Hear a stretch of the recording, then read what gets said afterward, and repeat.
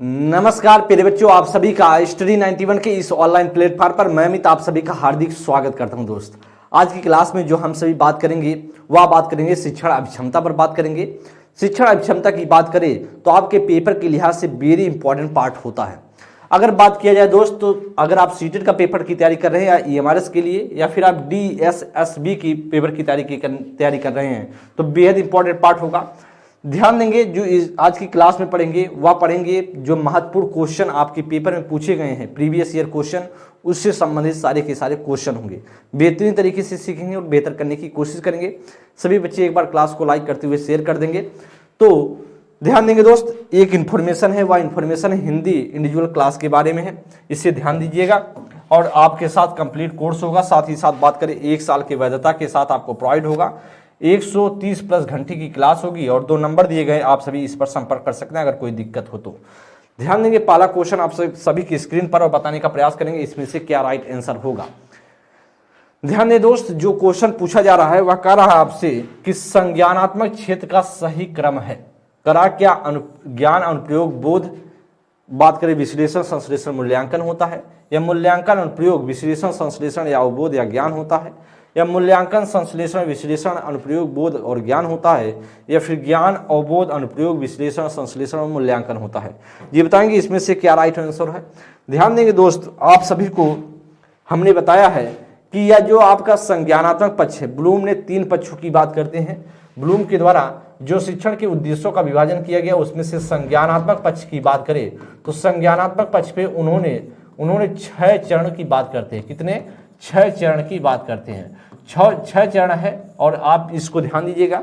और उन्होंने जो ब्लूम के टेक्सोनॉमी 3 पक्षों में बांटा था, उन्होंने संज्ञानात्मक, भावात्मक और मनोगत्यात्मक। उसमें से संज्ञानात्मक पक्ष जो है उसमें 6 चरण आते हैं और आपसे पूछ रहा है कि कौन सा सही सीक्वेंस में लगाया गया है संज्ञानात्मक पक्ष में।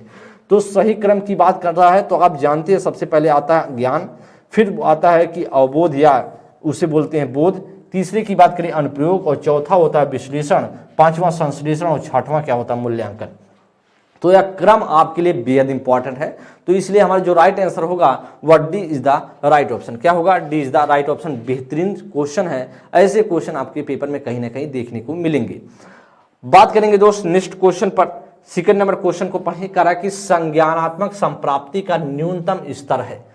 करा संज्ञानात्मक जो संप्राप्ति का न्यूनतम स्तर कौन सा है, ऐसा आपसे प्रश्न पूछ रहा है। करा ज्ञान है, बोध है, अनुप्रयोग है या विश्लेषण है। दोस्त, इसमें से पूछ रहा कौन सा न्यूनतम स्तर की बात करता है।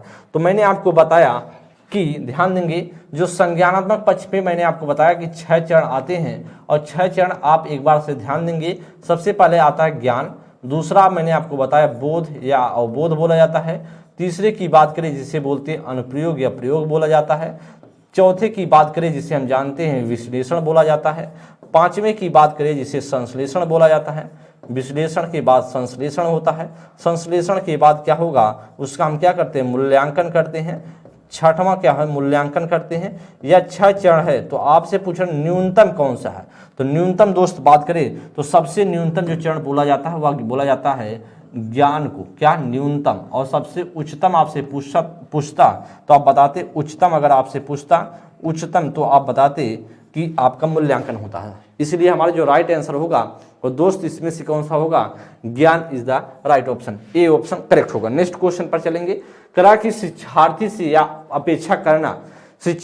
अपेक्षा करना कि वे ज्ञान को उसी रूप में पुनः प्रस्तुत कर देंगे जिस रूप में उन्होंने उसे ग्रहण किया है।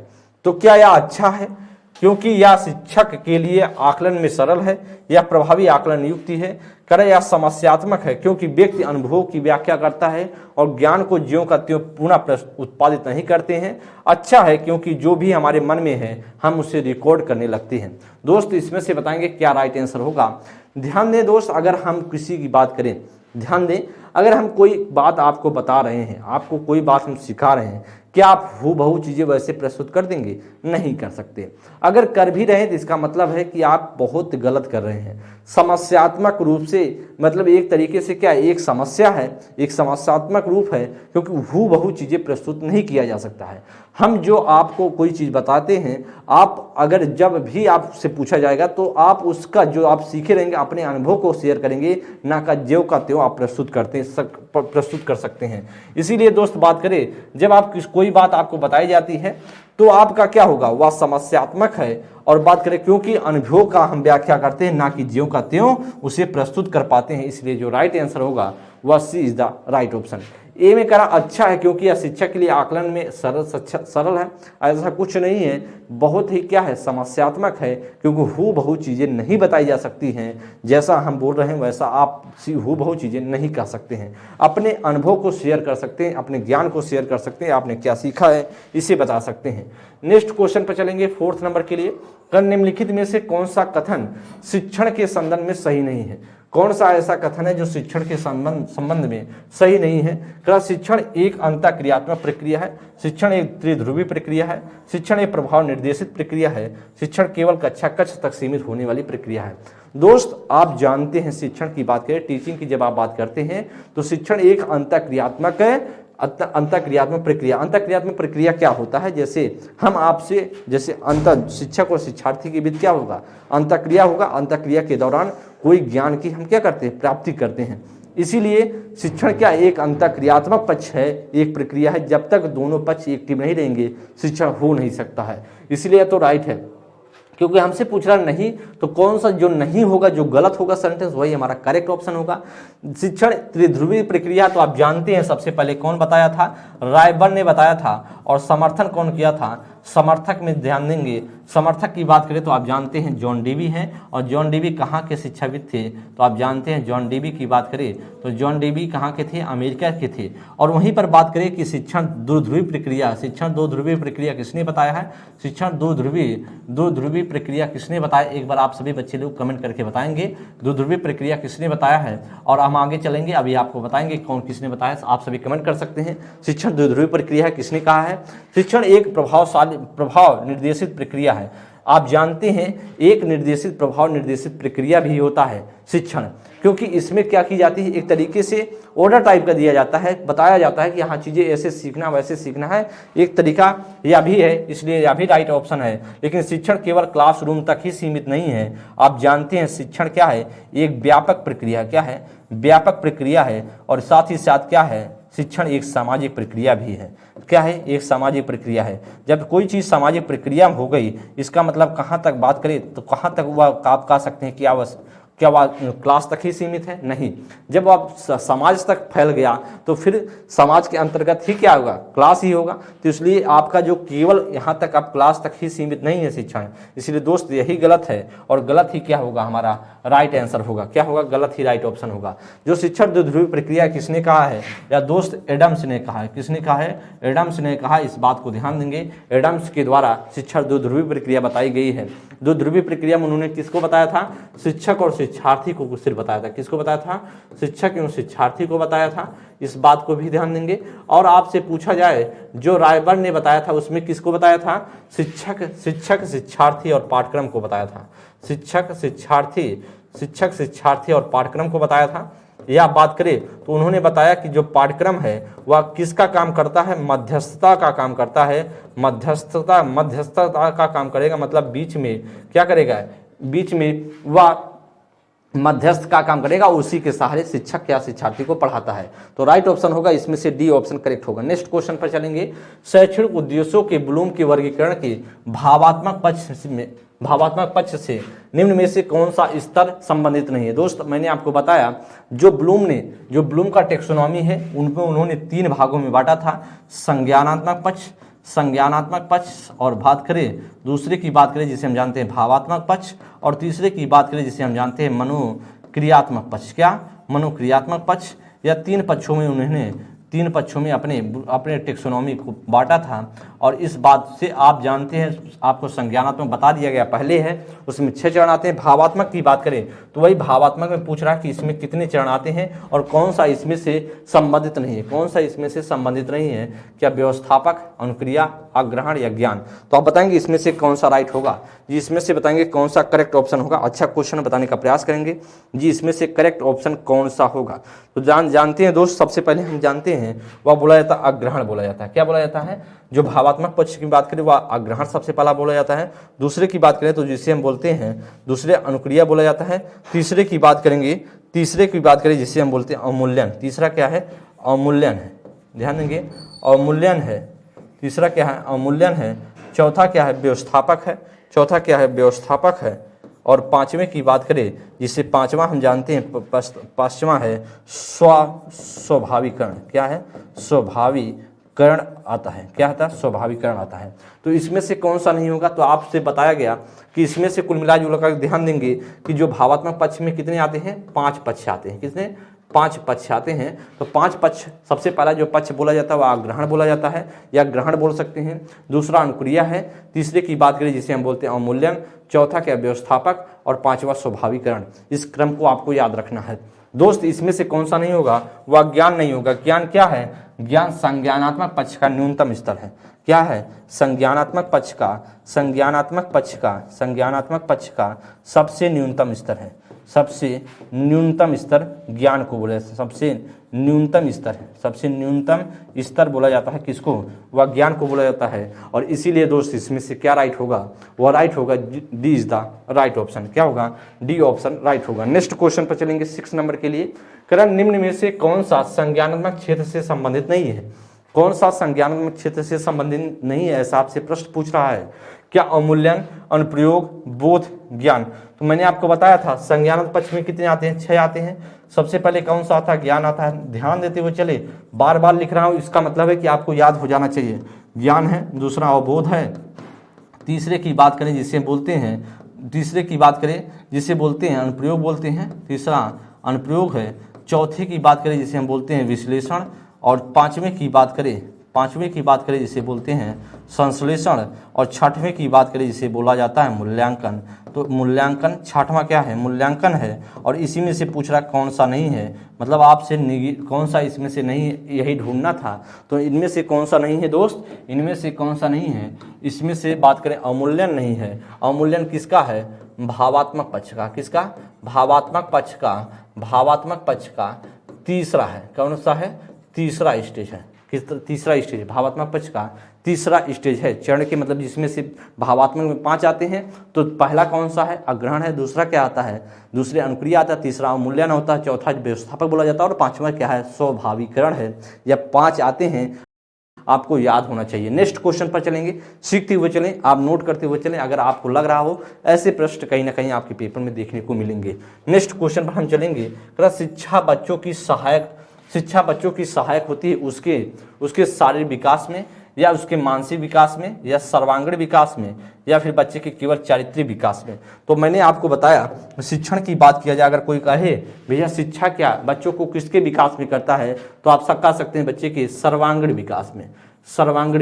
और सर्वांगीण की बात करें, सर्वांगीण की जब आप बात करते हैं तो सर्वांगीण के अंतर्गत क्या क्या आता है, बच्चे का फिजिकल भी आता है, बच्चे का शारीरिक भी आता है।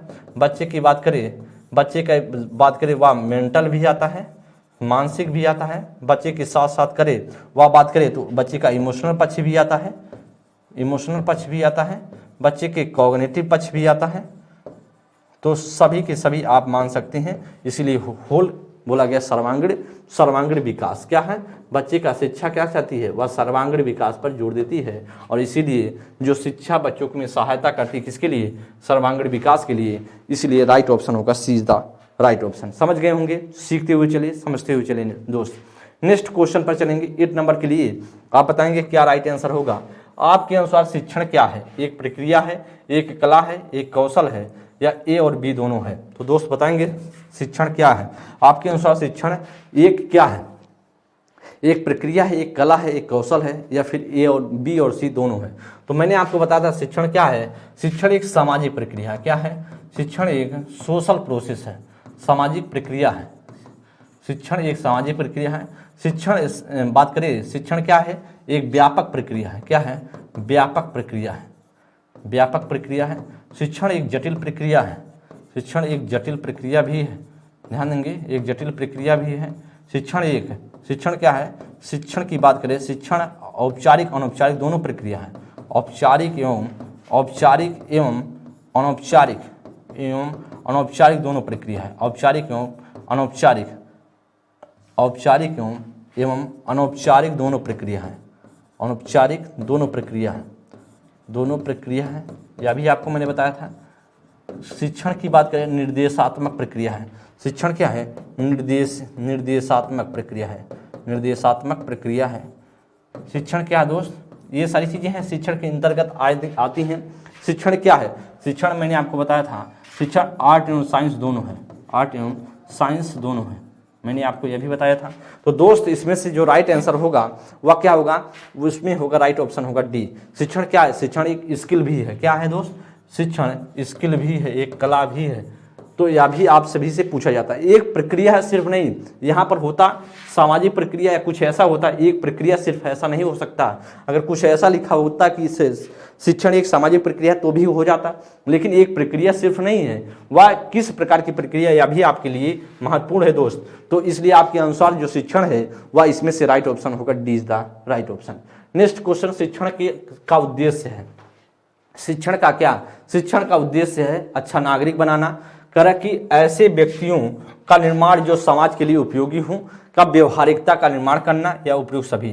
तो शिक्षण का जो उद्देश्य होता है वह, शिक्षण का जो पर्पस है वह भैया दो सभी है। एक अच्छा सृजन बनाना भी है, राष्ट्र का निर्माण करने के लिए, समाज के लिए उपयोगी भी है, व्यवहारिकता का निर्माण भी करना है, उपयुक्त सभी। राइट ऑप्शन होगा, D is the right option. क्या होगा? D is the right option. सीखते हुए चले, समझते हुए चले। नेक्स्ट क्वेश्चन पर चलेंगे, 10 नंबर के लिए बताएंगे, कक्षा शिक्षण में अधिगम को किस रूप में पहचाना जाता है? कक्षा शिक्षण में अधिगम को किस रूप में पहचाना जाता है? व्यक्तिगत समायोजन में, सामाजिक और राजनीतिक भिन्नता में, या व्यवहार परिवर्तन में, या विशेष बड़े रोजगार के लिए तैयार करने में। दोस्त बताएंगे इसमें से 10 नंबर के लिए क्या राइट होगा। अच्छा क्वेश्चन बताते चलें। ये बताएंगे इसमें से क्या राइट आंसर हो जाएगा। ये बताएंगे इसमें से क्या राइट ऑप्शन होगा। क्वेश्चन अच्छा बताने का प्रयास करेंगे। तो क्या है? शिक्षण कक्षा शिक्षण में पूछ रहा है, जो टीचिंग में अधिगम को किस रूप में देखा जाता है, मतलब क्लास में किस रूप में देखा जाता है भैया? वह देखा जाता है व्यवहार परिवर्तन के रूप में। किसके रूप में? अधिगम को किस रूप में? व्यवहार परिवर्तन के रूप में देखा जाता है शिक्षण को। क्लासरूम में, जैसे क्लास में है बच्चा और शिक्षण कर रहा है, तो वह उसमें अधिगम को किस रूप में जाना जाता है? उस रूप में अधिगम को जाना जाता है व्यवहार के परिवर्तन के रूप में। राइट ऑप्शन होगा हमारा, C is the right option. Next question पर चलेंगे। नेक्स्ट क्वेश्चन 11 नंबर के लिए दोस्त, यह आपके लिए बहुत महत्वपूर्ण बम्पर ऑफर है। आप सभी आरओ के साथ जुड़ सकते हैं, कंप्लीट बैच आपके साथ होगा दोस्त, ज्वाइन हो सकते हैं। आप सभी के सामने 2 नंबर दिए गए हैं, कोई इन्फॉर्मेशन लेना है तो आप जरूर जुड़े। आप समझ रहे हैं कि आपका नोटिफिकेशन आ चुका आरओ का, आप सभी बैच में ज्वाइन होंगे तो बहुत ही लाभकारी यह बैच होगा आपके सभी के लिए। चलेंगे आगे बात करें। नेक्स्ट क्वेश्चन पर 11 नंबर के लिए करा, ब्लूम के वर्गीकरण के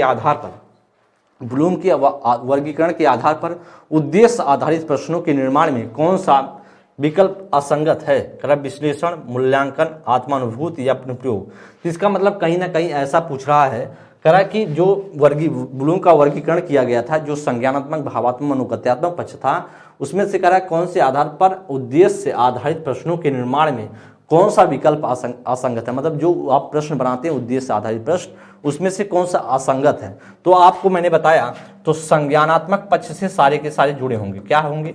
संज्ञानात्मक पक्ष से जुड़े होंगे। क्या होंगे इसमें? संज्ञानात्मक पक्ष से जुड़े होंगे। और मैंने आपको बताया संज्ञानात्मक पक्ष में कितने आते हैं? 6 चरण आते हैं। कितने आते हैं दोस्त? 6 चरण आते हैं। तो आपको यह भी मैंने बताया कि ज्ञान, अवबोध, अनुप्रयोग, संश्लेषण, विश्लेषण, संश्लेषण, मूल्यांकन। तो विश्लेषण भी आता है, मूल्यांकन भी आता है, अनुप्रयोग भी आता है, लेकिन आत्मानुभूति नहीं आता है। इसीलिए दोस्त हमारा राइट ऑप्शन क्या होगा? वह क्या होगा दोस्त? राइट ऑप्शन होगा सी, क्योंकि असंगत आपसे पूछ रहा है, कौन सा इसमें से रॉन्ग है, यही आपसे पूछने का प्रयास कर रहा है। तो हमारा जो राइट आंसर होगा वह C is the right option. Next question पर चलेंगे 12 नंबर के लिए, शिक्षा का उद्देश्य होना चाहिए। शिक्षा का क्या उद्देश्य होना चाहिए? कर विद्यार्थियों में व्यावसायिक कौशल का विकास करना, विद्यार्थियों में सामाजिक चेतना का विकास करना, विद्यार्थियों को शिक्षा के लिए तैयार करना, या अगर विद्यार्थियों को व्यवहारिक जीवन के लिए तैयार करना। दोस्त शिक्षा का उद्देश्य होना चाहिए, आप बताएंगे कौन सा इसमें से राइट होगा। शिक्षा से पूछ रहा है, शिक्षा का उद्देश्य होना चाहिए, बताएंगे दोस्त इसमें से क्या राइट होगा, करेक्ट ऑप्शन बताएंगे दोस्त, इसमें से बताएंगे क्या राइट ऑप्शन होगा। तो आपको मैंने बताया शिक्षा का जो उद्देश्य है तो सिर्फ व्यवसायिक कौशल का विकास करना है क्या भाई, आप ऐसा नहीं कर सकते। शिक्षा का उद्देश्य है करेक्ट विद्यार्थियों में व्यवसायिक कौशल का विकास करना, सिर्फ कार्य ऐसा हो सकता है। आपको देखिए इसमें सामाजिक चेतना का विकास भी करना है, पर सारे के सारे हो सकते हैं, देखिए ध्यान देंगे, लेकिन इसमें शिक्षा का उद्देश्य होना चाहिए। सबसे बेटर पूछ रहा है तो सबसे बेटर तो होगा व्यवहारिक जीवन के लिए तैयार करना, सबसे बेटर तो इसमें है राइट ऑप्शन जो है वह शिक्षण का यह भी उद्देश्य है व्यवहारिक जीवन के लिए तैयार करना, व्यवहारिक जीवन के लिए तैयार करना, और साथ साथ व्यवसायिक कौशल भी है। लेकिन सबसे महत्वपूर्ण कौन सा होगा, वह सबसे महत्वपूर्ण होगा हमारा डी ऑप्शन, क्योंकि जो व्यवहारिक जीवन के लिए तैयार करना है हमें शिक्षण के माध्यम से, राइट ऑप्शन होगा आपका D is the right option. Next question पर चलेंगे, शिक्षा के दो प्रमुख उद्देश्य कौन कौन से हैं। बालकों में विषयों का ज्ञान और उनका मानसिक विकास करना, एक विषयों का ज्ञान देना और परीक्षा के लिए तैयार करना, या विषयों का ज्ञान देना व उसको कंठस्थ करवाना, या विषयों का ज्ञान देना और व्यवसायिक कौशल का विकास करना। आप बताएंगे इसमें से कौन सा राइट ऑप्शन होगा जी, इसमें से बताएंगे कौन सा इसमें से राइट होगा। तो मैंने आपको बताया जो शिक्षण के जो प्रमुख उद्देश्य हैं वह विषयों का क्या करना, विषयों का ज्ञान देना होगा और इस साथ साथ बच्चे के मानसिक विकास का डेवलपमेंटल जो डेवलपमेंट करना है बच्चे का, कहीं ना कहीं इस पर जोड़ देता है शिक्षा। क्या शिक्षा, राइट ऑप्शन होगा हमारा इज द राइट ऑप्शन। ध्यान देंगे विषयों का ज्ञान के साथ साथ व्यवसायिक कौशल का विकास करना है। ये तो बात की बात है, जब बच्चे का मेंटल प्रोसेस मेंटल डेवलपमेंट नहीं हुआ तो हुआ रहेगा तो फिर व्यवसायिक कौशल कैसे सीख पाएगा। इसलिए कहीं ना कहीं पहले हम बच्चे का मानसिक विकास कराएंगे, फिर बच्चा अपने आप व्यवसायिक कौशल धीरे धीरे सीखता जाएगा। नेक्स्ट क्वेश्चन पर चलेंगे, कह रहा है कि 14 नंबर के लिए निम्न में से कौन सा कथन शिक्षण के बारे में सत्य नहीं है। कह रहा है कि कौन सा ऐसा कथन है जो शिक्षण के बारे में सत्य नहीं है, मतलब इसमें से ऐसा होगा जो शिक्षण से जुड़ा हुआ ऑप्शन नहीं होगा, ऐसा आपसे प्रश्न पूछ रहा है। तो दोस्त कह रहा शिक्षण में सुधार किया जा सकता है। शिक्षण औपचारिक और अनौपचारिक दोनों प्रक्रिया है, शिक्षण विज्ञान के साथ साथ कला भी है, शिक्षण अन्वेषण है। बताएंगे इसमें से कौन सा नहीं होगा, इसमें से आप बताएंगे कौन सा नहीं होगा। दोस्त मैंने आपको बताया था शिक्षण में सुधार किया जा सकता है, क्या है, शिक्षण में सुधार किया जा सकता है, इसलिए यह भी है। शिक्षण औपचारिक और अनौपचारिक मैंने दोनों बताया था, फॉर्मल और जो इनफॉर्मल दोनों मैंने बताया था कि क्या है, शिक्षण है।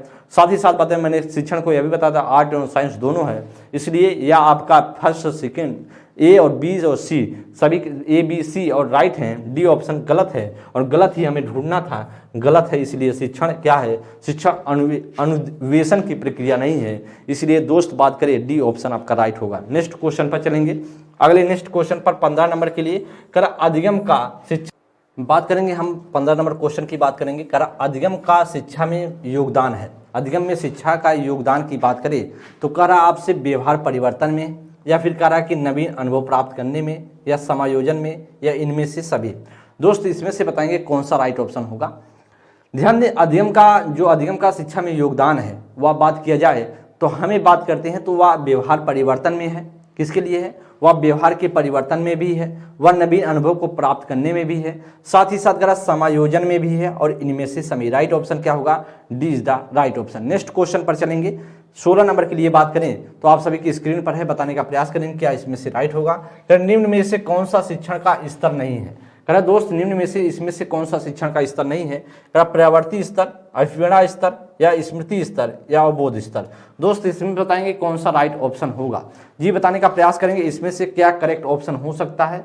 शिक्षण की स्तर की बात करें दोस्त, आपसे कोई पूछे शिक्षण की स्तर की बात करें तो आप कहेंगे शिक्षण का स्तर किसने दिया है, तो आप कहेंगे पाल विक्स ने दिया। किसने दिया है, पाल विक्स ने दिया है, पाल विक्स ने दिया है। पाल विक्स ने कितने प्रकार के बताए शिक्षण के स्तर, तो आप कहेंगे 3 प्रकार से उन्होंने बताए, 3 प्रकार का बताए। और 3 प्रकार की बात करें तो उन्होंने बताया सबसे पहले स्मृति स्तर, सबसे पहले स्मृति स्तर बताया। दूसरे की बात करें उससे बोला उन्होंने बोध स्तर बताया। और तीसरे की बात करें वह बताया था, उन्होंने बताया एक चिंतन स्तर, जिससे चिंतन स्तर को आप जानते हैं, चिंतन स्तर को उन्होंने बताया प्रावर्ती स्तर भी कहा जा सकता है या विमर्शी स्तर भी कहा जा सकता है। प्रावर्ती स्तर बोला सकते हैं, या बात करें विमर्शी स्तर भी बोला जा सकता है। क्या, विमर्शी स्तर भी बोला जा सकता है, इस बात को आप लोग ध्यान देंगे। ध्यान दें दोस्त, अगर आपसे पूछे कि जो स्मृति स्तर किसने दिया था, स्मृति स्तर आपसे पूछा, कोई पूछे तो किसने दिया था, तो आप कहेंगे स्मृति स्तर की बात करें तो आप कह देंगे कि वह दिया गया था आपका हर्बर्ट स्पेंसर के द्वारा। किससे? हर्बर्ट स्पेंसर के द्वारा दिया गया था, स्पेंसर के द्वारा दिया गया था। आपसे पूछे बोध स्तर किसने दिया था, तो आप बताएंगे मोरिसन के द्वारा दिया गया था, मोरिसन के द्वारा। अगर आपसे पूछे चिंतन स्तर किसने दिया था, तो आप कहेंगे पी हंट ने दिया था। या आपके लिए बहुत ही महत्वपूर्ण चीजें हैं। आपका जो इसमें से राइट होगा दोस्त, वह राइट ऑप्शन होगा, इसमें से करेक्ट ऑप्शन होगा वह होगा आपका, इसमें से कौन सा नहीं है, तो राइट ऑप्शन होगा B is the right option. क्या होगा? B is the right option. Next question पर चलेंगे। नेक्स्ट क्वेश्चन ध्यान देंगे कौन सा इसमें से, नेक्स्ट क्वेश्चन की बात करें आगे। नेक्स्ट क्वेश्चन पर 17 नंबर के लिए करा स्मृति स्तर एवं बोध स्तर के शिक्षक प्रतिमान की संरचना में कौन सा सोपान उभयनिष्ठ है? करा सामान्यीकरण, अन्वेषण, प्रस्तुतिकरण या तैयारी। बताएंगे इसमें से कौन सा उभयनिष्ठ है, ऐसा आपसे प्रश्न पूछ रहा है तो बताने का प्रयास करेंगे कौन से इसमें से राइट ऑप्शन होगा, ये बताने का प्रयास करेंगे इसमें से कौन सा राइट ऑप्शन होगा। बात करें दोस्त, जब आप बात करते हैं इसमें से स्मृति स्तर की बात करें, स्मृति स्तर की बात करें तो स्मृति स्तर में पांच चरण आते हैं। कौन से? 5 चरण आते हैं। सबसे पहले कौन सा आता है, तो आप कहेंगे प्रस्तावना आता है। क्या होता है? प्रस्तावना होता है, प्रस्तावना। दूसरे की बात करें आप कहेंगे प्रस्तुतिकरण, प्रस्तुतिकरण, दूसरा प्रस्तुतिकरण। तीसरा की बात करें जिससे बोलते हैं तुलना, तुलना बोलते हैं। फिर चौथी की बात करें सामान्यीकरण आता है, सामान्यीकरण आता है, सामान्यीकरण आता है। फिर इसके बाद क्या आता है? अनुप्रयोग आता है। क्या आता है? अनुप्रयोग। सामान्यीकरण, अनुप्रयोग। जो 5वां है वह अनुप्रयोग होता है। तो यह स्मृति स्तर है। स्मृति स्तर की बात करें तो यह छोटे लेवलों के लिए, बच्चों के लिए यूज किया जाता है। सबसे पहले अन्वेषण प्रस्तुतिकरण आता है, इसमें ध्यान देंगे, इसमें भी अन्वेषण प्रस्तुतिकरण। सबसे पहले अन्वेषण, दूसरा प्रस्तुतिकरण, प्रस्तुतिकरण। तीसरे की बात करें दूसरा प्रस्तुतिकरण आता है, पहला अन्वेषण, दूसरा प्रस्तुतिकरण। तीसरे की बात करें दोस्त, वह आता है आत्मीयता। क्या आता है? आत्मीकरण आता है। चौथे की बात करें आत्मीकरण आता है। चौथे की बात किया जाए, तीसरा क्या है? आत्मीकरण है। चौथे की अगर आपसे पूछे तो कहेंगे वह व्यवस्था है, फिर वर्णन करना है। क्या है? व्यवस्था है या फिर बात करेंगे वर्णन करना है। क्या है? वर्णन करना। तो यह आपका क्या है दोस्त? यह बोध स्तर है। क्या है? बोध स्तर है। और बोध स्तर किसने दिया था? बोध स्तर दिया था मोरिसन के द्वारा। किसने दिया था? मोरिसन ने दिया था दोस्त। तो इसमें से जो राइट आंसर होगा आपका, इसमें से करेक्ट ऑप्शन कौन सा होगा? या प्रस्तुतिकरण इसमें भी है और प्रस्तुतिकरण इसमें भी है, तो दोनों में प्रस्तुतिकरण क्या है? कॉमन है। दोनों में क्या है? प्रस्तुतिकरण कॉमन है। इसीलिए राइट ऑप्शन क्या होगा? इसीलिए राइट ऑप्शन होगा आपका सी इज द राइट ऑप्शन। क्या होगा? C is the right option. समझ गए होंगे, सीख गए होंगे। ऐसे क्वेश्चन कहीं ना कहीं आपके पेपर में देखने को मिलते हैं। 17 का जो राइट ऑप्शन होगा C is the right option. Next question पर चलेंगे। कर 18 नंबर के लिए बताने का प्रयास करेंगे इसमें से क्या करेक्ट ऑप्शन होगा। कर मोरिसन ने बोध स्तर के शिक्षा प्रतिमान में 5 पदों का वर्णन किया है, वे हैं कर प्रस्तुतिकरण, खोज, संगठन या व्यवस्था, आत्मीकरण या अभिव्यक्तिकरण। दोस्त मैंने आपको बताया था जो मोरिसन ने दिया था, मोरिसन की बात करें, मोरिसन ने बोध स्तर दिया था। बोध स्तर में उन्होंने कितने चरण की बात की? 5 चरण की बात करते हैं। 5 चरण की बात करें, मैंने आपको अभी लिखाया। सबसे पहले मैंने आपको बताया, सबसे पहला होता है खोज, जिसे बोलते हैं अन्वेषण। दूसरा क्या? प्रस्तुतिकरण। तीसरे की बात करें आत्मीकरण, और चौथे की बात करें व्यवस्था, और 5वें की बात करें जिसे हम बोलते हैं वर्णन करना, या फिर उसे बोल सकते हैं अभिव्यक्तिकरण। तो दोस्त इसमें से पहला कौन सा होगा? पहला आपका जानते हैं, पहले में खोज हो जाएगा, दूसरे में प्रस्तुतिकरण हो जाएगा, तीसरा क्या होगा? वह तीसरे की बात करें तो आत्मीकरण होगा, चौथे की बात करें व्यवस्था होगा जिसे संगठन बोलते हैं, 5वां क्या होगा? वाचन या व्यक्तिकरण। तो राइट ऑप्शन कौन सा होगा? पहले पर फर्स्ट होगा, फिर पहला ए होगा, सेकंड, फर्स्ट, फिर फोर्थ, सेकंड, फर्स्ट, फोर्थ और थर्ड और फिफ्थ। राइट ऑप्शन होगा B is the right option. क्या होगा? B is the right option. सीख गए होंगे।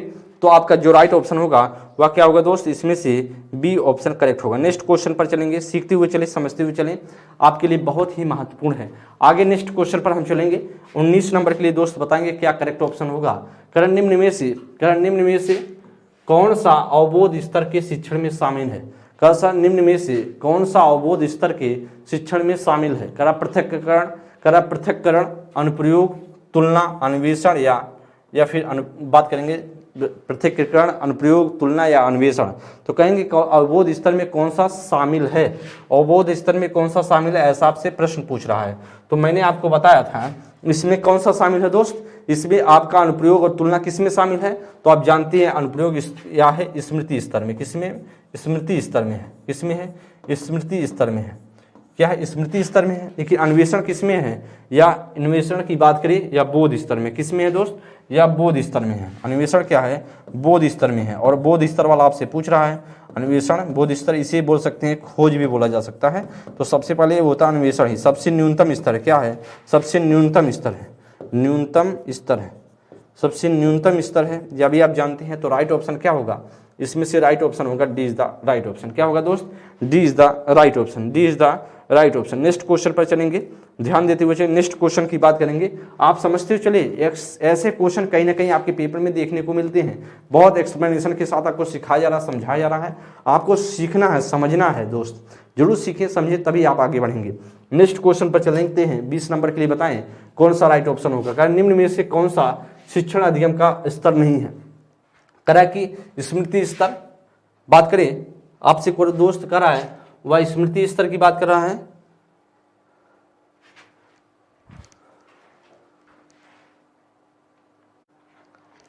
दोस्त आपसे पूछ रहा है निम्न में से कौन सा शिक्षण का स्तर नहीं है, 20 नंबर के लिए बताएंगे। करा कि स्मृति स्तर, अवबोध स्तर, प्रवर्ती स्तर या दूरवर्ती स्तर। तो बताएंगे इसमें से क्या राइट ऑप्शन होगा। अच्छा क्वेश्चन बताने का प्रयास करेंगे। तो दोस्त आपका इसमें से करेक्ट ऑप्शन की बात करें तो हमारा क्या होगा, वह होगा इसमें से वह दूरवर्ती स्तर नहीं है। कौन सा दूरवर्ती स्तर, कोई नहीं है। प्रवर्ती स्तर या इसे बोल सकते हैं विमर्शी स्तर भी बोल सकते हैं, प्रवर्ती स्तर या विमर्शी स्तर भी बोल सकते हैं, या इसे बोल सकते हैं चिंतन स्तर बोल सकते हैं। क्या, चिंतन स्तर बोल सकते हैं, इस या चिंतन स्तर बोला जा सकता है। या किसने दिया था, पी हंट ने दिया था, किसने, पी हंट ने दिया था। आपसे अगर पूछे बोध स्तर किसने दिया तो आप बताएंगे मोरिसन ने दिया था, किसने, मोरिसन ने दिया था। आपसे अगर पूछे स्मृति स्तर किसने दिया था, हर्बर्ट स्पेंसर ने दिया था, हर्बर्ट स्पेंसर ने दिया था। इस बात को ध्यान देंगे, स्पेंसर ने दिया था। तो इसमें से दूरवर्ती स्तर नहीं है, राइट ऑप्शन होगा आपका D is the right option, D is the right option. Next question पर चलेंगे, अगले नेक्स्ट क्वेश्चन की बात करेंगे, 21 नंबर के लिए बताने का प्रयास करेंगे करेक्ट ऑप्शन कौन सा होगा। करा कि दोस्त आप सभी इसे आप पुस्तक खरीद सकते हैं अपनी जो अपनी हिंदी की आरओ के लिए, इसे ऑनलाइन ऑफलाइन दोनों तरीके से परचेज कर सकते हैं। समीक्षा अधिकारी के लिए जो सहायक समीक्षा अधिकारी आरओ के लिए समान अध्ययन की पुस्तक हिंदी है, इसके साथ साथ समान अध्ययन की भी पुस्तक आपके सामने लगी हुई है। इसे दोनों पुस्तक आप ऑनलाइन ऑफलाइन दोनों तरीके से परचेज कर सकते हैं। आगे बात करेंगे, ध्यान दें करें कि किस नंबर के लिए करें निम्न में से कौन सा शिक्षण का स्तर नहीं है, करें निम्न में से कौन सा शिक्षण का स्तर नहीं है, ऐसा आपसे प्रश्न पूछ रहा है। करें स्मृति स्तर या बोध स्तर, चिंतन स्तर या वर्णन स्तर। तो आप जानते हैं 3 स्तर हैं शिक्षण के, तो उसमें से स्मृति बोध चिंतन होता है, लेकिन वर्णन किसी प्रकार का स्तर नहीं है। तो राइट ऑप्शन होगा हमारा D is the right option. Next question पर चलेंगे, 22 नंबर के लिए दोस्त बताएं, करा कि निम्नलिखित में से कौन सा स्तर शिक्षण का है, कौन सा शिक्षण का स्तर है, निम्न में से कौन सा स्तर शिक्षण का है। करा प्रावर्तक या करा अंतःक्रियात्मक या प्रक्षेपण या संकलित। बताएंगे कौन सा शिक्षण का, कौन सा स्तर शिक्षण का है, बताएंगे कौन सा स्तर शिक्षण का है। आपसे प्रश्न पूछ रहा है, बताने का प्रयास करेंगे इसमें से क्या राइट ऑप्शन हो सकता है। ये बताएंगे इसमें से क्या राइट ऑप्शन हो सकता है दोस्त, बताने का प्रयास करेंगे करेक्ट ऑप्शन कौन सा इसमें से होगा। जी बताएं इसमें से कौन सा शिक्षण का, कौन सा स्तर शिक्षण का है। तो प्रावर्तक स्तर है क्या, अंतःक्रियात्मक है या प्रशिक्षण है या संकलित है। तो आप जानते हैं वह क्या है, अंतःक्रियात्मक है। राइट ऑप्शन होगा B is the right option. कौन सा स्तर शिक्षण का है, वह प्रावर्तक अंतःक्रियात्मक है। राइट ऑप्शन होगा B is the right option. Next question पर चलेंगे, 23 नंबर के, भारतवर्ष में प्राइमरी शिक्षा निम्नलिखित किस पर बल देती है। बताएंगे प्राइमरी शिक्षा निम्नलिखित किस पर बल देती है, आपसे प्रश्न पूछ रहा है, ये बताने का प्रयास करेंगे। करा कि बोध का विकास करना, आध्यात्मिक पक्ष का विकास करना, विवेचनात्मक चिंतन का विकास करना, रटने को प्रेरित करना। तो आपसे पूछ रहा है किस पर बल दिया जाता है, ये बताएंगे इसमें से कौन सा राइट होगा। करा प्राइमरी शिक्षा किस पर जोर देती है, विवेचनात्मक चिंतन पर जोर नहीं दे सकती। क्यों, क्योंकि अभी यह उच्च लेवल पर होता है। किस लिए होता है, उच्च लेवल पर होता है, उच्च स्तर पर होता है। ध्यान देंगे, अगर आपसे पूछे प्राइमरी शिक्षा के लिए किस पर बल देता है, वह बोध के विकास के लिए करता है, समझ के विकास पर जोर देता है। किस पर, समझ के विकास पर, समझ के विकास पर जोर देता है। राइट ऑप्शन होगा आपका ए ऑप्शन करेक्ट होगा। अगर आपसे पूछे सबसे अगर महत्वपूर्ण पूछ ले तो स्मृति स्तर तो प्राइमरी स्तर पर जोर दिया जाता है। स्मृति स्तर को प्राइमरी लेवल पर, किस पर? प्राइमरी लेवल पर जोर दिया जाता है। स्मृति स्तर को प्राइमरी लेवल पर जोर दिया जाता है। अगर आपसे पूछे जो आपका बोध स्तर है या आपको जूनियर लेवल पर, लगभग जूनियर लेवल की बात करें, अगर आपसे पूछा जाए जूनियर लेवल पर इसका यूज किया जाता है, किसका? बोध का। लेकिन अब आपके सामने ऑप्शन तो है नहीं, इसलिए हमें मानना क्या हो गया, हमारे लिए जरूरी हो गया कि बोध स्तर ही राइट कर सकते हैं, अदरवाइज और ऑप्शन हो नहीं सकता। रटने का विकास करने तो अपने आप में गलत है। अब आध्यात्मिक वाला तो गलत होगा, आपका करेक्ट ऑप्शन होगा A is the right option. क्या होगा?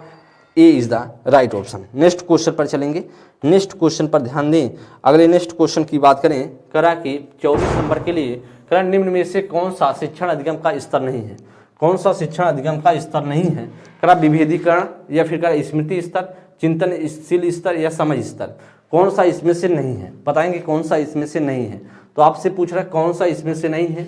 आप जानते हैं दोस्त कि इसमें से कौन सा नहीं? विभेदीकरण स्तर कोई नहीं होता है। राइट ऑप्शन होगा आपका ए ऑप्शन। स्मृति स्तर आपको मैंने बताया हर्बर्ट स्पेंसर ने दिया है, और एनसीईआरटी के द्वारा जो इस बात करें इनको बोला एनसीईआरटी के द्वारा जो बनाई जाती है पाठ्य योजना, वह इस पर जो आपके हर्बर्ट स्पेंसर का पंचपदी प्रणाली है, हर्बर्ट स्पेंसर का जो पंचपदी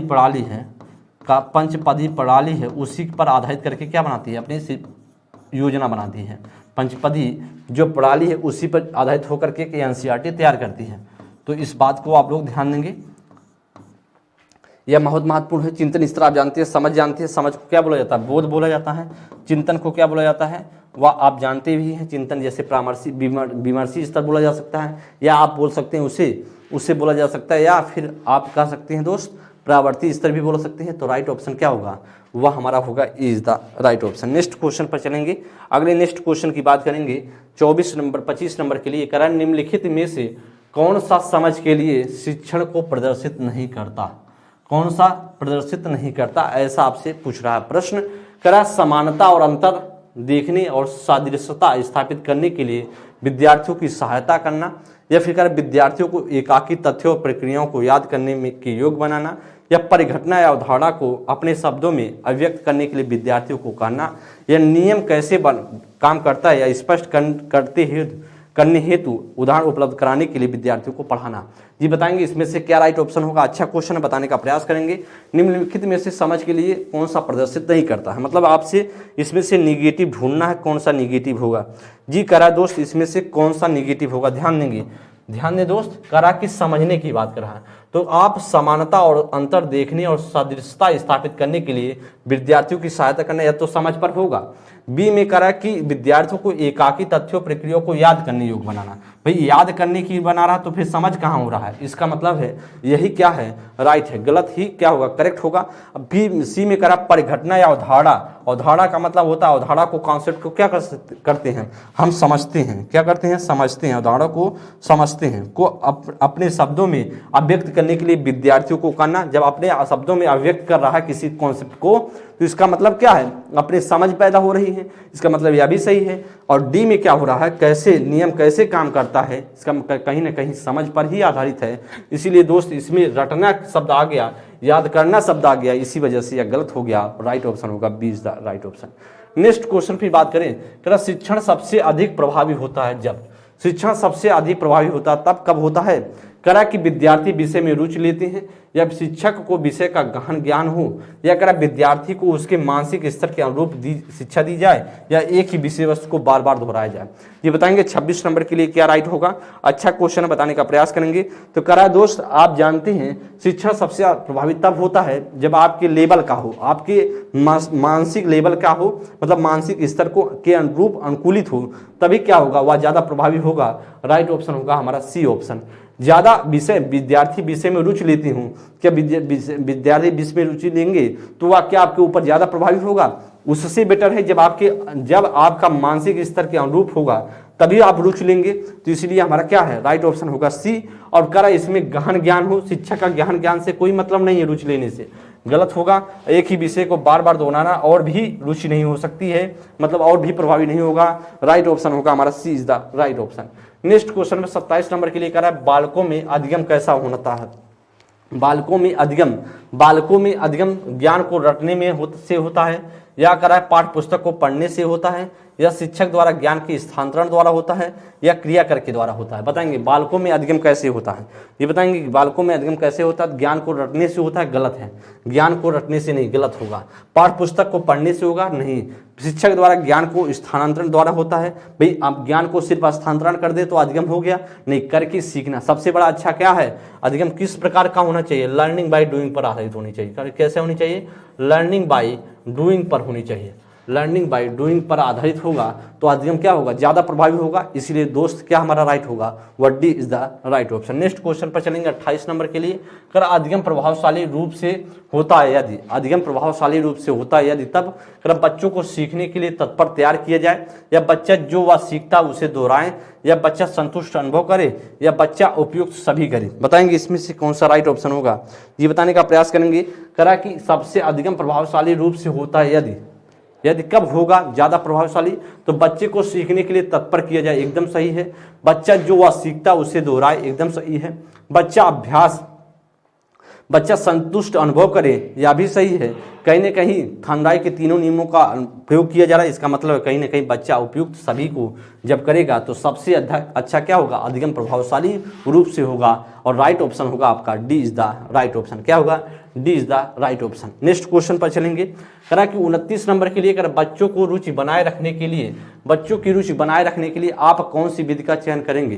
कर बच्चों को पढ़कर आने को कहेंगे और प्रश्न पूछेंगे, कर स्वयं गतिविधि करेंगे तथा बच्चों को बताएंगे, कर आप गतिविधि में बच्चों को शामिल करेंगे, या बच्चों को स्वयं गतिविधि करने के लिए देंगे। बताएंगे सबसे महत्वपूर्ण रुचि बनाने के लिए सबसे ज्यादा महत्वपूर्ण क्या है, सबसे महत्वपूर्ण क्या है दोस्त।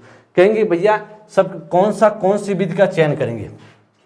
बताएंगे बच्चों को रुचि बनाए रखने के लिए आप कौन सी विधि का चयन करेंगे। जी बहुत ही महत्वपूर्ण क्वेश्चन बताने का प्रयास करेंगे। करेक्ट ऑप्शन कौन सा होगा, जी बताएं दोस्त, इसमें से क्या करेक्ट ऑप्शन हो सकता है। बताएंगे इसमें से कौन सा राइट ऑप्शन हो सकता है, जी बताएं इसमें से करेक्ट ऑप्शन क्या होगा दोस्त। तो आप जानते हैं बच्चा रुचि बनाए रखने के लिए सबसे ज्यादा क्या है, वह बच्चे जब स्वयं गतिविधि करने के लिए देंगे। जब भाई सब बच्चा जब लर्निंग बाय डूइंग से सीखेगा, लर्निंग बाय डूइंग से सीखेगा तभी तो सबसे बेहतरीन होगा। लर्निंग बाय डूइंग से सीखे तभी तो सबसे बेहतरीन होगा। इसीलिए दोस्त क्या है हमारा डी होगा। अगर बच्चों को पढ़कर आने को कहेंगे और प्रश्न पूछेंगे, तो कहेंगे प्रश्न पूछेंगे, ये तरीका आपका क्या है। आप कहेंगे भैया पढ़ के आओ और इसका मतलब कहीं ना कहीं थोप रहे बच्चे के ऊपर, नहीं। अगर आप बच्चों को गतिविधि करें, स्वयं गतिविधि करेंगे और बच्चों को बताएंगे, आपकी गतिविधि करने से क्या होगा, जब तक बच्चा ना गतिविधि करे इसका मतलब गलत है। आप गतिविधि में बच्चों को शामिल करेंगे, ये तो सही है, लेकिन उससे बेटर क्या है कि आप क्या करेंगे, स्वयं गतिविधि करने के लिए देंगे, यह सबसे बेहतरीन है। और राइट ऑप्शन होगा आपका D is the right option. Next question पर चलेंगे। का जटिल परिस्थिति को करा दोस्त, करा जटिल परिस्थिति को करा है, करा जटिल परिस्थिति को संसाधित करने में शिक्षक बच्चों को सहायता कर सकता है, प्रतियोगिता को बढ़ावा देकर और सबसे पहले कार्य पूरा करने वाले बच्चों को पुरस्कार देकर। अगर कोई भी सहायता ना देकर जिससे बच्चों अपने आप निर्वहन करना चाहिए, उस पर एक भाषण देकर के या कार्य को छोटे छोटे भागों में बांट कर निर्देश लिख करके। ये बताएंगे सबसे बेहतरीन क्या होगा, इसमें से बताएंगे इसमें से सबसे अच्छा ऑप्शन कौन सा होगा। जटिल परिस्थितियों को संसाधित करने में शिक्षक बच्चों की सहायता कर सकता है। तो क्या प्रतियोगिता को बढ़ाकर, भाई प्रतियोगिता को हम किसी भी हालत में नहीं, कंपटीशन को नहीं बढ़ाएंगे, यह अपने आप में गलत होगा। जैसे प्रतियोगिता देखिए निगेटिव वर्ड, कोई भी सहायता ना देकर, जिससे भैया सहायता देने के लिए आप हैं कि आप सिर्फ बैठे हैं खाने पीने के लिए हैं, बच्चों को सहायता देने के लिए। शिक्षक किसके लिए है, वाह भैया आप सिर्फ पेमेंट लेने के लिए नहीं है, परामर्शदाता के रूप में काम करेंगे, परामर्शदाता के रूप में है, आप सुविधा प्रदाता के रूप में है। तो कह रहा है भैया सुविधा प्रदाता है, प्रदाता के रूप में है, आप क्या है किसके रूप में है, मार्गदर्शक के रूप में है। तो कहीं ना कहीं सबका रोल है, कहीं ना कहीं सबका रोल है। तो इसका मतलब कोई सहायता ना देकर अपने आप में गलत है, सहायता देंगे करा उस पर एक भाषण देकर भाई चिल्लाते रहो कुछ होगा क्या, उससे नहीं। करा कार्यों को हम क्या करेंगे, छोटे हिस्सों में बांटने के बाद निर्देश लिख करके कि बेटा देखो छोटे छोटे हिस्सों में बांट लो, विश्लेषित कर लो, एनालिसिस करने के बाद क्या करो, उसे अपने आप निर्देश देंगे कि ऐसे ऐसे करोगे चीजें हो जाएंगी। तो राइट ऑप्शन क्या होगा हमारा, D is the right option. क्या होगा दोस्त, D is the right option. दोस्तों आप सभी के सामने या 30 क्वेश्चन थे और 30 क्वेश्चन बेहद इंपॉर्टेंट है। आपके कहीं ना कहीं पेपर में इस तरीके के क्वेश्चन देखने को मिलते हैं और सारे के सारे क्वेश्चन डीएसएसबी से लिए गए हैं, केबीएस के पेपर से लिए गए थे और आपके यूपी टेट, सुपर टेट इस तरीके के पेपर से जोड़ा गया था। सीटेट के क्वेश्चन थे। तो सारे के सारे क्वेश्चन जितने भी क्वेश्चन थे सभी के सभी प्रीवियस ईयर क्वेश्चन थे और अलग अलग स्टेटों से क्वेश्चन उठाए गए थे। तो बेहतरीन सेशन था और आप सभी ध्यान दें, ऐसे कहीं ना कहीं पेपर आपके जो शिक्षण अभिक्षमता की बात करें, कहीं ना कहीं ऐसे क्वेश्चन जहां भी शिक्षण के क्वेश्चन पूछे जाते हैं इसी प्रकार के क्वेश्चन पूछे गए हैं दोस्त। तो आप सभी अच्छे से पढ़ते रहें, स्वस्थ रहें, मस्त रहें, सीखते रहें। अगली क्लास में मिलेंगे, तब तक के लिए बहुत बहुत धन्यवाद। थैंक यू मित्र, नमस्कार।